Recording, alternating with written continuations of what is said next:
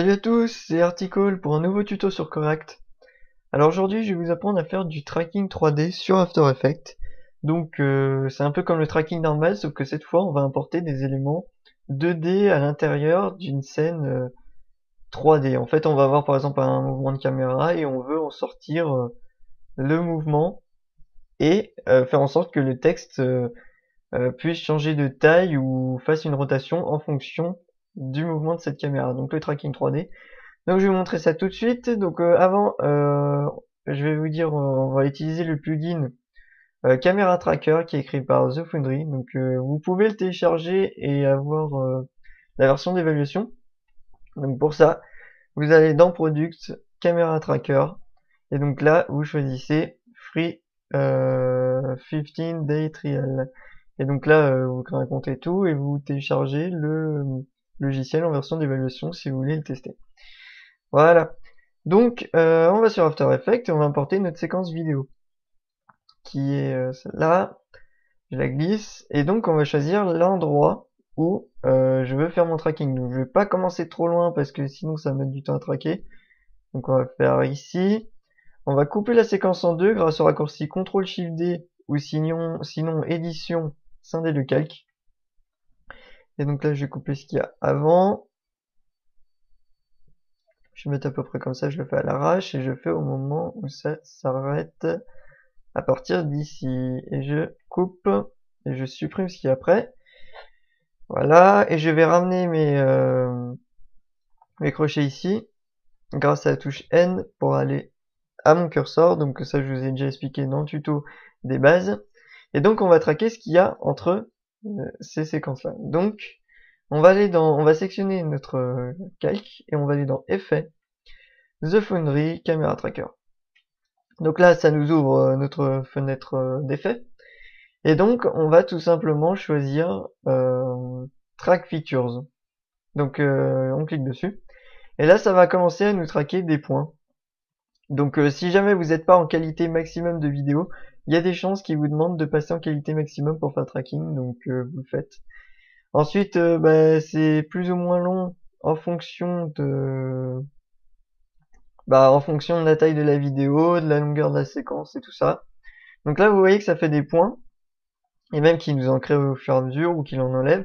Et donc ces points, il va s'en servir pour calculer en fait, en fonction de la distance à chaque image, la rotation et tout, il va calculer un espace 3D en fonction des points qu'il a pris. Donc évidemment, si les points sont mauvais, que tout est flou, et que du coup il n'arrive pas à traquer, ça va vous faire donc logiquement un mauvais tracking et donc vous risquez de pas avoir quelque chose de stable quand vous allez poser votre objet ou votre texte ou autre chose sur votre séquence. Donc là il arrive à la fin, sauf que là on pourrait croire que ça arrive à la fin, mais en fait non, parce que l'avantage avec Camera Tracker c'est qu'il va revenir en arrière. Voilà, il y a Tracking Backward, et il va revenir en arrière pour retraquer encore une fois dans l'autre sens. Donc ça je le trouve vraiment pas mal, parce que ça vous permet de faire un double tracking, donc ça permet d'être sûr d'avoir des choses plus précises. Après je sais pas s'il compare les points de l'avant au retour, mais en tout cas ça permet de faire un double tracking et je trouve ça bien parce que ça fait quelque chose de plus précis. Et donc du coup forcément c'est plus long, mais moi perso je préfère avoir un truc long mais quelque chose qui fonctionne plutôt qu'un truc rapide et qui marche un coup sur deux quoi. Donc là ça revient en arrière, il a bientôt fini. Donc c'est pour ça que j'ai pas pris toute la séquence de la caméra parce que ça aurait été trop long. Et donc là on peut même voir qu'il recrée les points en fonction de ce qu'il trouve. Donc là j'ai l'avantage d'avoir une map avec des traits un peu partout. Donc du coup forcément ça aide un peu quoi. Donc là il a fini. Maintenant on va cliquer sur Solve Camera. Tout simplement. Donc là il vous fait une barre de chargement. Voilà. Alors là il vous affiche qu'il a résolu, qu'il a mis les caméras. Et qu'il a mis les points. Et donc là il vous indique le taux d'erreur. Donc ici j'ai un taux d'erreur d'1,1 pixel. Donc ça va, c'est pas trop important. Donc ça va quoi. Il y a déjà eu pire. Donc là on a nos points. Vous pouvez voir ceux en vert qui pensent qu'ils sont sûrs qu'ils sont bons et ceux en rouge qui pensent qu'ils ne sont pas bons. Et il a raison parce que quand vous regardez par exemple ces points là, on peut voir qu'ils bougent pendant l'enregistrement. Surtout celui-là, on peut voir qu'il bouge pas mal, donc il est pas vraiment bon, quoi. Donc il a mis en rouge. Donc ce qui est bien, c'est qu'il détecte les points qui sont pas bons. Après, si vous voyez des points qui sont pas bons et qu'il a pas mis en rouge, vous pouvez les supprimer en cliquant dessus et en appuyant sur la touche supprimer. Donc là, on a nos points. Maintenant, ce qu'on va faire, c'est définir le centre de notre composition. C'est-à-dire, en fait, moi, par exemple, moi, je veux que mon texte se trouve ici. Donc, je vais poser mon origine sur ce point-là. Donc, l'origine, c'est à peu près le centre. Si, par exemple, on voulait coller le texte contre le mur, on choisirait ce point qui est là, qui est tout proche du mur, et on choisirait que c'est l'origine. En l'occurrence, moi, je veux le mettre au milieu. Donc, je clique sur ce point. Donc là, ça vous le met en jaune. Donc là, on voit pas très bien à cause de la vidéo, mais c'est en jaune. Et donc là, on va aller ici dans le menu, on va cliquer sur la flèche, on va choisir Ground Plane, et on va choisir cette origine. Donc là, il va dire que l'origine de notre tracking est ce point-là. Et parce que c'est là que je vais mettre mon texte. Ensuite, on va choisir de définir où est le sol dans la vidéo. Ça peut être très important, parce que si vous définissez le sol, ça permet de l'aider à voir comment va être l'environnement 3D. Donc pour ça, on va sélectionner les points qui sont au sol. Donc par exemple, je vais aller à un endroit, genre ici, et je vais sélectionner les points que j'ai besoin. Donc comme ça, je vais enlever ceux-là parce qu'ils sont dans les coins, donc je considère pas vraiment que c'est au sol. Et je vais en garder d'autres. Donc par exemple, vous pouvez continuer à sélectionner d'autres points en maintenant Shift enfoncé, et vous pouvez maintenir le clic enfoncé pour faire des rectangles de sélection. Donc là, je vais me rapprocher parce que je vois rien. Je vais sélectionner ceux-là, celui-là, celui-là. Voilà. Et je crois que ça ira. On en a bien assez. Voilà. Donc on va dire que c'est notre sol. Et donc pour ça, on va aller sur la flèche. On va aller Ground Plane. On va choisir Set to Selected. Donc ce qui veut dire qu'en fait, les points qu'on a sélectionnés vont devenir le sol. Enfin, une référence qui veut dire que c'est le sol. Donc on clique dessus. Donc là, il nous les met en rose. Enfin, il nous les entoure de rose, ce qui veut dire que ces points-là sont considérés comme ceux du sol. Et donc maintenant, par exemple, vous pouvez voir que là, en fait, là, il considère plus que c'est le sol parce qu'en fait, c'est un autre point. On pourrait croire que c'est le même, mais c'est un autre. Et donc là, on a notre sol et tout, et on a créé notre environnement 3D. Donc pour ça, on va créer sur Create Scene. Hop, on clique dessus. Et donc là, ça va nous créer une caméra et un objet nul. Donc maintenant, déjà, quand on bouge, on peut voir qu'on a notre objet nul qui est traqué en 3D, enfin qui suit le mouvement 3D. Vous pouvez voir que ça suit parfaitement la 3D de mon environnement. Voilà, tout simplement. Donc maintenant, ce qu'on peut faire, c'est rajouter par exemple un texte. Donc je vais cliquer ailleurs pour enlever les points. On pourra les réafficher en allant sur votre séquence vidéo, effet, et en cliquant sur caméra tracker. Moi je les enlève, voilà. Et donc je vais créer un texte que je vais appeler Coreact, évidemment. Et donc je vais le mettre en rouge pour qu'on voit bien, parce que là avec l'environnement on voit pas trop. Et là on va choisir ce carré ici qui veut dire qu'on va mettre notre calque en 3D. Et là hop, directement, on a notre tracking, tout simplement. Donc maintenant ce qui reste à faire, c'est orienter notre texte et réduire la taille. Donc là je vais réduire la taille. Donc là j'ai appuyé sur S comme scale pour afficher l'échelle et je réduis. Comme ça. Je vais faire une rotation grâce à l'outil de rotation ou la touche W. Et je vais faire une rotation sur l'axe Y. Et je vais le mettre comme ça. Voilà. Maintenant, j'ai plus qu'à bouger ma séquence. Et vous pouvez voir que mon texte est parfaitement traqué à l'environnement. Voilà, c'est aussi simple que ça. Donc après, vous pouvez rajouter d'autres trucs. Après, libre à vous de de laisser travailler votre imagination. Mais là, c'est un texte tout simple. Après, par exemple, je peux le bouger un peu partout. Genre ici. Vous voyez. Après, je peux, quand vous regardez, quand je le bouge, ça s'adapte. Par exemple, si je bouge par là, vous voyez que mon texte tourne tout seul, en quelque sorte, sur l'environnement. Voilà, donc c'est assez pratique. Le seul problème, c'est que, par exemple, je vais montrer un exemple, c'est que si vous le déplacez sur l'axe Z, par exemple, et que je mets et que je veux le mettre ici, bah, par exemple, si je le mets trop en arrière, par exemple, quelqu'un veut le descendre comme ça, vous allez voir que là, ça va déconner. Vous voyez qu'en fait, votre texte n'est plus vraiment traqué, regardez.